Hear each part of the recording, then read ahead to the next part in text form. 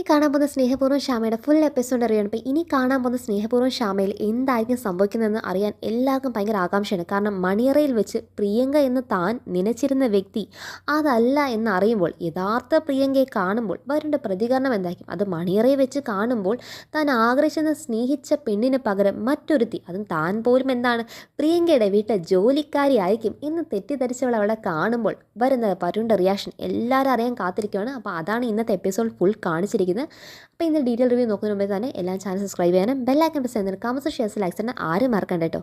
അപ്പോൾ ഇന്ന് എപ്പിസോഡ് തുടങ്ങുമ്പോൾ തന്നെ കാണിക്കുന്നത് വരുൺ മണിയറയിലേക്ക് കയറി ചെല്ലുന്നുണ്ട്. അപ്പോൾ മണിയറയിൽ ആദ്യം തന്നെ നാണം കുണിങ്ങ ഒരു മണവാട്ടിയായിട്ട് ഒരു പച്ച സാരിയുടെ തുമ്പൊക്കെ തലയിട്ടിട്ട് ഒരു പെണ്ണായിട്ട് അവിടെ ഇരിക്കുന്ന ഒരു രൂപം കാണിക്കുന്നുണ്ട്. അപ്പം വരുണാണെങ്കിൽ വരുണിൻ്റെ ഹൃദയത്തിൽ രാധിക, യഥാർത്ഥത്തിൽ രാധികയെ വരുൺ പ്രിയങ്കയായിട്ടാണല്ലോ കാണുന്നത്. അപ്പം പ്രിയങ്ക എന്ന രാധികയോട് മനസ്സിനകത്ത് അങ്ങ് വെച്ചിരുന്ന ആ സ്നേഹം മൊത്തം വരുൺ എന്താണ് സംസാരിക്കും. താൻ എന്താണ് ഒന്നും മിണ്ടാത്ത. അപ്പം കുറേ നേരം കൊണ്ട് വരുൺ പലതും പറയുന്നു. എനിക്ക് തന്നെ എത്രമാത്രം ഇഷ്ടമായെന്നറിയോ, ഇങ്ങനെ ഒരു നിമിഷം നമ്മൾ രണ്ടുപേരും ഇങ്ങനെ ആദ്യമായിട്ട് ഇങ്ങനെ ഒറ്റയ്ക്കൊരു മുറി ഇരിക്കുന്ന നിമിഷം. താൻ എൻ്റെ മുറി ഇവിടെ എൻ്റെ കൂടെ ഇല്ലാഞ്ഞേ ഉള്ളൂ, പക്ഷേ എത്രയോ കാലം തൊട്ട് താൻ എൻ്റെ മനസ്സിൽ കയറിയ നിമിഷം തൊട്ട് താൻ എൻ്റെ കൂടെ തന്നെ ഈ മുറി തന്നെ ഉണ്ട്. കാരണം എൻ്റെ ഹൃദയത്തിൽ എപ്പോഴും താനാന്നുള്ളതെന്നൊക്കെ പറയുന്നുണ്ട്. അപ്പോൾ ഇതൊക്കെ പറഞ്ഞിട്ടും പ്രിയങ്കയുടെ ഭാഗത്ത് നിന്ന് ഒരു റെസ്പോൺസ് ഇല്ല. അപ്പം നമുക്ക് എല്ലാവർക്കും തോന്നും പ്രിയങ്ക എന്താണ് ഈ കള്ളത്തരം കൊണ്ട് ഈ തലയിൽ എന്താണ് ഈ തട്ടോ ഇട്ട്, അതായത് സാരിയുടെ തുമ്പ് എടുത്തിട്ടിട്ട് അങ്ങനെ ഇരിക്കുവാണ് നമുക്ക് തോന്നുമ്പോഴത്തേക്കും ലാസ്റ്റ് എന്താണ് പ്രിയങ്ക നോക്കാനായിട്ട് അങ്ങോട്ടേക്ക് വരുൺ ചെല്ലുമ്പോഴത്തേക്ക് വരുൺ കാണുന്ന ഒരു ടെഡി ബിയറിനെ സാരി കെട്ടി ഇരുത്തിരിക്കുന്നത്. അപ്പം വരുൺ ഇതെന്താണെന്നുള്ള ആ ഞെട്ടൽ കേൾക്കുമ്പോഴത്തേക്ക് മുത്തശ്ശിയും അമ്മയും അതുപോലെ എല്ലാവരും വരുണിൻ്റെ ഫ്രണ്ടും എല്ലാവരും കൂടെ മണിയറയുടെ വാതിൽ തുറന്ന് അങ്ങ് അകത്ത് കയറിയിട്ട് അയ്യേ വരുൺ ചമ്മി എന്നുള്ള രീതിക്കകത്ത് വരുണിനെ പറ്റിക്കാൻ ചെയ്ത പണിയാണ്. അപ്പോൾ ഈ കുസൃതിയൊക്കെ ഒപ്പിച്ച് വെച്ചത് മുത്തശ്ശിയാണ്. അപ്പോൾ ഈ കുസൃതി കണ്ടാണ് വരുൺ വരുൺ ഇങ്ങനെ പറ്റിച്ചത് ഭയങ്കര നീരസമുണ്ട്. അതായത് എല്ലാവരും കൂടെ എന്നെ ഇങ്ങനെ വിഡിവേഷം കെട്ടിച്ചല്ലോ, ഞാൻ ഇത്രയും നേരം ഒരു പാവയുടെ അടുത്താണോ ഇത്രയും ഡയലോഗ്സ് ഒക്കെ പറഞ്ഞ് വെറുതെ എൻ്റെ മനസ്സിലുള്ള താല്പര്യമൊക്കെ ഞാൻ ഇങ്ങനെ പറഞ്ഞ് വേസ്റ്റ് ആക്കിയല്ലോ. അപ്പോഴത്തേക്ക് എല്ലാവരും പറയും മുത്തശ്ശിയാണ് ഈ കുസൃതിയൊക്കെ ഒപ്പിച്ചെന്ന് പറയുമ്പോഴത്തേക്ക് വരുൺ ചെറിയ ചിരിയും എന്നുണ്ട്, എന്നാൽ ചെറിയ നീരസമുണ്ട്. കാരണം ഇത്രയും നേരം പ്രിയങ്കയായിട്ട് ഇത്ര സ്നേഹമെന്നൊക്കെ പറഞ്ഞതൊക്കെ വേസ്റ്റായി പോയല്ലോ എന്ന ഒരു സങ്കടമൊക്കെ ഉണ്ട്. അതിനുശേഷം നേരെ മുത്തശ്ശി ഇത് പറയാം, പോട്ടടാ എനിക്ക് നിന്നോടല്ലേ ഇങ്ങനെ തമാശ കാണിക്കാമല്ലോ, എന്തായാലും നീ മേളിൽ പോയിക്കോ, അവിടെ നിൻ്റെ മണിയറയെന്ന് വന്നിട്ട് വരുണിൻ്റെ മേളിൽ പറഞ്ഞു വിടണം. അപ്പോഴത്തേക്ക് നിൻ്റെ പ്രിയങ്ക അങ്ങോട്ടേ ഞങ്ങൾ പറഞ്ഞു വിട്ടേക്കെന്നൊക്കെ പറയും. ഞങ്ങൾക്ക് അറിയണ്ടേ നീ യഥാർത്ഥത്തിൽ പ്രിയങ്ക എത്രമാത്രം സ്നേഹിക്കുന്നു എന്ന് അറിയണ്ടേ എന്നൊക്കെ പറഞ്ഞ് നേരെ വരുൺ അങ്ങോട്ടേക്ക് മേളിൽ പോകും. അപ്പം വരുൺ മേളിൽ പോകുന്ന വരുൺ അകത്ത് അവിടെ റൂമിൽ ഇരുന്ന് കാത്തിരിക്കുമ്പോൾ വരുണിൻ്റെ മനസ്സിൽ വരുന്നതൊക്കെ രാധികയുടെയും വരുണിൻ്റെയും കഴുത്തിലേക്ക് അന്ന് മാല വന്ന് വീണില്ലേ, ആദ്യമായിട്ട് അവർ കണ്ടുമുട്ടിയ ഒരു സമയത്തിനകത്ത് അമ്പത്തി വെച്ച് ആ ഒരു മാല വന്ന് രണ്ടുപേരെയും കഴുത്തിൽ കൂടെ വന്നത്, അതായത് ശ്യാമ നോക്കി നിൽക്കുന്ന സമയത്ത് തന്നെ അതെല്ലാം മനസ്സിൽ ചിന്തിച്ച് വരുൺ ഭയങ്കര നാണവും പുഞ്ചിരിയും സ്നേഹമൊക്കെ ആയിട്ട് അവിടെ നിൽക്കുന്ന സമയത്താണ് ഈ യഥാർത്ഥ പ്രിയങ്കയുടെ എൻട്രി. അതായത് യഥാർത്ഥ പ്രിയങ്ക നേരെ മണിയറയിലേക്ക് സെറ്റ് സാരിയൊക്കെ എടുത്ത് വരുവാണ്. അപ്പം വരുൺ ആ കാലിലേക്ക് തന്നെ നോക്കി ഭയങ്കര ചിരിച്ചു നിൽക്കുന്ന കാണുമ്പോഴത്തേക്കും ഈ വന്ന പ്രിയങ്കയ്ക്ക് ഭയങ്കര സന്തോഷം. കാരണം താൻ വലിയ സൗഭാഗ്യവതിയാണല്ലോ, താൻ ഇത്രമാത്രം സ്നേഹിക്കുന്ന ഒരു വ്യക്തിയാണല്ലോ തൻ്റെ പിറകെ വന്നിരിക്കുന്നത്. അതുപോലെ ഇത്ര വലിയൊരു പൂത്ത പണക്കാരൻ, ഇനി അപ്പുറത്തേക്ക് എന്ത് വേണം എന്ന രീതി വരുമ്പോഴത്തേക്കും ഇന്ന് മണിയറയെ വേണ്ടേ. കാറി വരുമ്പം ചിന്തിച്ച പോലെ തന്നെ വരുണിനോട് തനിക്ക് വലിയ സിനിമാ നടിയാവണം, വരുൺ എനിക്ക് വേണ്ടി പ്രൊഡക്ഷൻ ചെയ്യണം എന്നൊക്കെ പറയാനായിട്ട്. അപ്പോൾ ഇതൊക്കെ ചിന്തിച്ച് വന്ന പ്രിയങ്കേൻ്റെ കാല് മാത്രം കണ്ട് ഭയങ്കര സ്നേഹത്തിൽ നോക്കുന്ന വരുൺ ആ പാല് ഗ്ലാസ് കൈ മേടിക്കുമ്പോൾ നേരെ മുഖം കാണും. നീ ആരാ ഓ നിന്നെ വീണ്ടും വേഷം കെട്ടിച്ചിട്ടോ, ഇവരൊക്കെ വേഷം കെട്ടിപ്പിച്ചതല്ലേ, നിന്നെ ഇവിടെ പറഞ്ഞു വിട്ടവരോട് ഞാൻ ചോദിക്കാം, അത് വരുൺ എന്തോ പറയുന്നത് എന്ന് മനസ്സിലാകുന്നില്ല. പ്രിയങ്ക അവിടെ ഞെട്ടിയിരിക്കുമ്പോൾ വരുൺ പറയും, നീ ആരാ? ഞാനോ? അതെന്താ വരുൺ അങ്ങ് ചോദിച്ചാൽ ഞാൻ പ്രിയങ്ക എന്ന് പറയും. നീ പ്രിയങ്കയൊന്നുമല്ല. തമാശയ്ക്കൊക്കെ ഒരു അതിരുണ്ട്. മുത്തശ്ശി പറഞ്ഞെന്ന് പറഞ്ഞാൽ നിൻ്റെ വിവരം എവിടെ പോയി?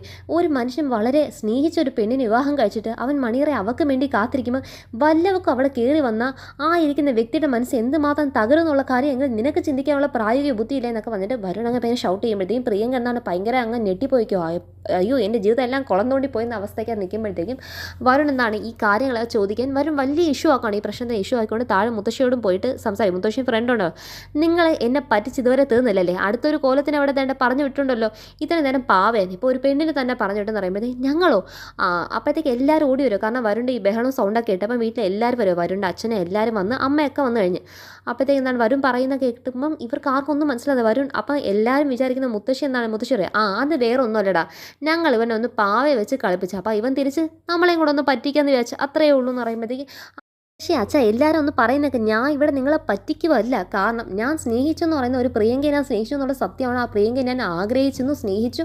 ഇന്ന് ഞാൻ അവളുടെ കഴുത്തിൽ വിവാഹത്തിന് താലിയും ചാർത്തിയതാണ്. പക്ഷേ എൻ്റെ മണിയറയിൽ ഇപ്പോൾ നിങ്ങൾ കയറ്റി വിട്ടിരിക്കുന്ന ആ പ്രിയങ്ക അല്ല. അപ്പോഴത്തേക്ക് എല്ലാം ഞെട്ടി നിൽക്കുക. കാരണം ആ പ്രിയങ്ക അല്ലേ, നീ ഈ പ്രിയങ്കയുടെ കൈ പിടിച്ചതല്ലേടാ ഇന്ന് മണിയറയിൽ നിന്ന് തിരിച്ച് വീട്ടിലേക്ക് വന്നതും കാര്യങ്ങളൊക്കെ ചെയ്തൊക്കെ. അപ്പോഴത്തേക്ക് ചോദിക്കുമ്പോഴത്തേക്ക് വരുൺ അല്ല, ഞാൻ ആ പെണ്ണ് അല്ല. കാരണം വരുണിൻ്റെ കണ്ണ് ആ സമയത്ത് കാണത്തില്ല. അപ്പം വരുൺ ഈ പറയുന്നൊന്നും ആർക്കും വിശ്വാസമാക്കുന്നില്ല. അപ്പോഴത്തേക്കും വരുൺ പറ്റിക്കുമെന്ന് തന്നെ ഇരിക്കും. അപ്പോഴത്തേക്കും വരുണിൻ്റെ അച്ഛൻ പറയോ, ഇവിടെ എന്തിനാ ഈ ബഹളം? ഞാൻ ഒരു കാര്യം ചോദിക്കട്ടെ, നിങ്ങളല്ലേ ഈ വീട്ടിൽ നിന്ന് എന്താണ് മൈലാഞ്ചി ഇടക്കത്തിന് വളയിടാനൊക്കെ പോയി, അന്നേരം ഒന്ന് ഈ പ്രിയങ്കയല്ലേ കണ്ടത്? അപ്പോഴത്തേക്കും ഈ മറ്റെന്താണ് വരുണിൻ്റെ ഒരു ചേട്ടൻ്റെ കാല് വയ്യാത്തൊരു ചേട്ടനുണ്ടല്ലോ, അവൻ്റെ ഭാര്യ പറയുവാണ്, ഇനിയിപ്പോൾ വരുൺ പറയോ പെണ്ണ് മാറിപ്പോയെന്ന് പറഞ്ഞാലും ഞാൻ അത് അംഗീകരിക്കും. കാരണം വരുണിനല്ലേ നമുക്ക് ഏറ്റവും കൂടുതൽ വിശ്വസിക്കാൻ പറ്റുന്നത് എന്ന് പറയുമ്പോഴത്തേക്കും വരുൺ പറയാം, അതാ ഞാൻ പറഞ്ഞത്, പെണ്ണ് മാറിപ്പോയി. അങ്ങനെ വരുൺ എന്താണ്, വരുണ് തന്നെ മനസ്സിലായി ഇതിനകത്ത് എന്തോ തിരിമറി നടന്നിട്ടുണ്ട്. ഇനി ആരൊക്കെ എന്തൊക്കെ പറഞ്ഞാൽ ശരി തന്നെ ഈ തിരിമറി എന്താണെന്ന് ഇന്ന് രാത്രി തന്നെ അറിഞ്ഞേ പറ്റത്തുള്ളൂ. നിങ്ങൾ ഒരു കാര്യം ചെയ്യും, അവരുടെ വീട്ടുകാരെ വിളിച്ച് ഇവിടെ വരുത്തിയേ പറ്റത്തുള്ളൂ. എന്താ ഇതിനകത്ത് നടന്ന തിരിമറി എന്ന് നമുക്ക് അറിഞ്ഞേ പറ്റത്തുള്ളൂ. എന്തോ സംതിങ് എന്തോ നടന്നിട്ടുണ്ടെന്ന് തന്നെ പറയുവാണ്.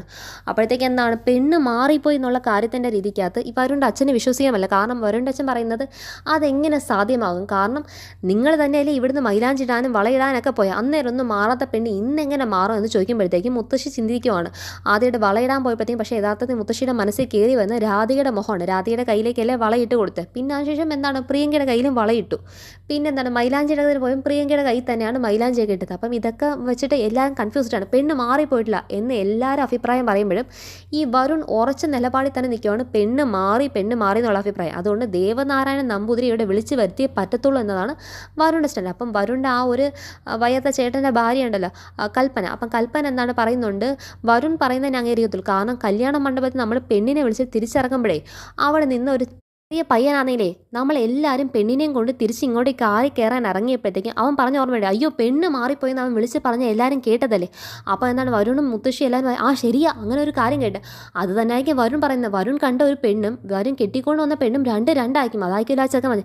അപ്പോഴത്തേക്കും എന്താണ് വരുണിൻ്റെ അമ്മ ആലോചിച്ച് പറയുക, പക്ഷേ എന്താണ് പ്രിയങ്കയുടെ മുത്തശ്ശി പറഞ്ഞ് അവനൊരു വയ്യാത്ത ചെറുക്കനാണ്, അവൻ എന്താണ് മന്ദബുദ്ധിയായ ഒരു ചെറുക്കനാണെന്നല്ലേ പറഞ്ഞത്. ശരി, അപ്പോഴത്തേക്കും കൽപ്പന പറയുക, ഇനി അവൻ പറയുന്ന തെറ്റാണെങ്കിലും ആ ചെറിയ പയ്യൻ പറഞ്ഞ് നമുക്ക് തള്ളിക്കളയാം. പക്ഷേ നമ്മുടെ വരുൺ പറയും നമുക്ക് എങ്ങനെ തള്ളിക്കളയാൻ പറ്റും? വരുൺ തന്നെ ഇത്ര ഉറച്ച് പറയുന്നില്ലേ താൻ ഇവളെല്ലാം കല്യാണം കഴിച്ചെന്നും താൻ ഇവളെ എല്ലാം സ്നേഹിച്ചെന്നും അവളുടെ കൂടെ അവന് ജീവിക്കാൻ പറ്റത്തില്ല എന്ന് അവൻ പറയുമ്പോൾ അവൻ്റെ ഭാഗത്തല്ലേ നമുക്ക് നിൽക്കാൻ പറ്റത്തുള്ളൂ. എന്തായാലും ഇതിൻ്റെ സത്യം അറിഞ്ഞേ പറ്റത്തുള്ളൂ എന്നൊക്കെ കൽപ്പന എന്താണ് വരുണിന് ഭയങ്കര സപ്പോർട്ട് പറയാം.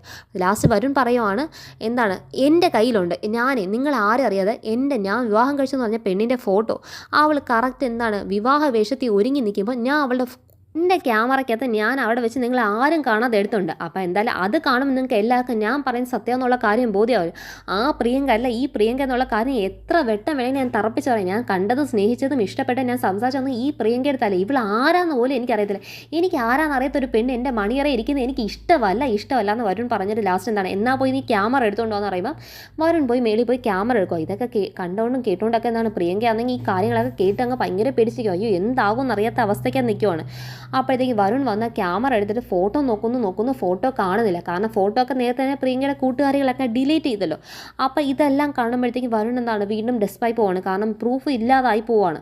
അപ്പം എന്നിട്ട് കൽപ്പന മാത്രം വരുണിൻ്റെ കൂടെ സൈഡ് പിടിച്ച് നിൽക്കുന്നുണ്ട്. ബാക്കി എല്ലാവരും വരുൺ എന്താണ് എതിർത്ത് തന്നെ സംസാരിക്കണം. വരുൺ പറയുന്നത് ശരിയല്ല, വരുൺ എന്തോ അബദ്ധം പറ്റിയതാന്നുള്ള രീതിയിൽ എല്ലാം വരുണിൻ്റെ അച്ഛനോട് വരുൺ പറയുക, എന്തായാലും ഇതിനകത്ത് എന്തോ തിരിമറി നടന്നിട്ടുണ്ട്. എനിക്ക് ഞാൻ ആരാണെന്ന് അറിയാത്തൊരു പെണ്ണിൻ്റെ കൂടെ എൻ്റെ മണിയറയിൽ അവൾ ഇരിക്കുന്നത് എനിക്ക് ഇഷ്ടമല്ല. എനിക്കത് അക്സെപ്റ്റ് ചെയ്യാൻ പറ്റത്തില്ല. അവളെ എനിക്ക് സ്നേഹിക്കാനോ അവളുടെ കൂടെ ജീവിക്കാനോ ഞാൻ ഒരു കാരണവശാലും തയ്യാറല്ല. ഇന്ന് തന്നെ പറഞ്ഞു വിട്ടോണേ, എൻ്റെ മുറിയിൽ അവളെ എനിക്ക് വെച്ച് പൊറുപ്പിക്കാൻ പറ്റത്തില്ല. അവളുമായിട്ട് സ്നേഹിക്കാൻ പോയിട്ട് അവളുമായിട്ട് ഒരുമിച്ച് ഒരു മുറി പോലും എനിക്ക് കഴിയാൻ പറ്റത്തില്ല എന്ന് വരുണിൻ്റെ ഒരു സ്റ്റാൻഡ് ആവും. ഇതൊക്കെ കേട്ട് ഭയങ്കര വിഷമത്തിരിക്കുകയാണ് പ്രിയങ്ക. ആ സമയത്ത് തന്നെ എന്താണ് വരുൺ പറയുന്നുണ്ട്, എന്ത് വന്നാലും ശരി തന്നെ ഇന്ന് ദേവനാരായണൻ നമ്പൂതിരി ഇവിടെ നിങ്ങൾ ആര് വിളിച്ചു വരുത്തില്ല, ഞാൻ ഇവിടെ വിളിച്ച് വരുത്തി ഇന്ന് ഇവിടെ അവരുടെ കൂടെ പറഞ്ഞ് വിട്ടിട്ടേ ഉള്ളൂ കാര്യം എന്ന് പറയുമ്പം ലാസ്റ്റ് എന്താണ് വരുണിൻ്റെ അച്ഛൻ പറയുക, നീ വിചാരിക്കുന്ന പോലെ നടക്കത്തില്ല, എന്തൊക്കെ പറഞ്ഞാൽ ശരി തന്നെ ദേവനാരായണൻ നമ്പൂതിരി ഇവിടെ വിളിച്ചു വരുത്താൻ പറ്റത്തില്ല എന്നൊരു സ്റ്റാൻഡിൽ വരുണിൻ്റെ അച്ഛൻ നിൽക്കുന്ന കാണിച്ചാണ് ഇന്നത്തെ എന്താണ് സ്നേഹപൂർവ്വ ശ്യാമയുടെ എപ്പിസോഡിൽ എൻഡ് ചെയ്യുന്നത്. അപ്പോൾ എല്ലാവരും കാണുമോ, ചാനൽ സബ്സ്ക്രൈബ് ചെയ്യാനും ബെല്ലൈക്കൻ പ്രസ് ചെയ്ത് കമൻസ് ഷെയർസ് ലൈക്സ് ഇടാൻ ആരും മറക്കണ്ട കേട്ടോ. ബൈ.